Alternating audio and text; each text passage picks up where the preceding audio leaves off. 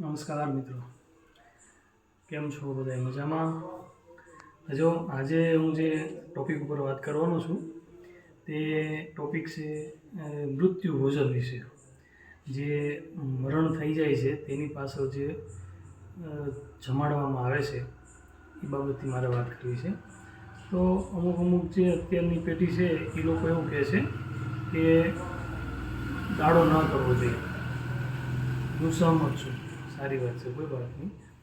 દાડો ન કરવો જોઈએ, વાત તમારી સાચી છે, બરાબર છે.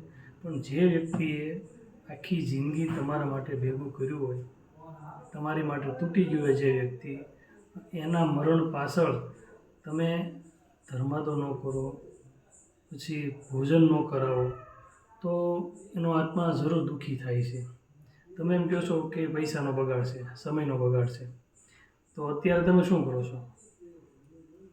પાર્ટીઓ કરો છો, લાખો રૂપિયા આપીને તમે જન્મદિવસ ઉજવો છો, તો એ શું છે? એ ખોટા ખર્ચા જ છે, ટાઈમનો વેડફાળ જ છે.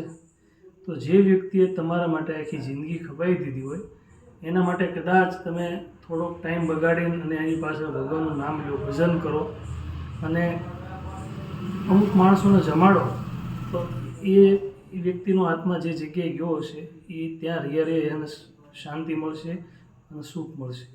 એટલે તમને બધાને હાથ જોડીને નમ્ર અપીલ છે કે આવા ખોટા સુધરવાના વહેમમાં પડીને ખોટા તમે જે કે અમુક જે આપણી પરંપરા જે ચાલી આવે છે તેને બંધ ન કરો તો સારું. જય શ્રી રામ.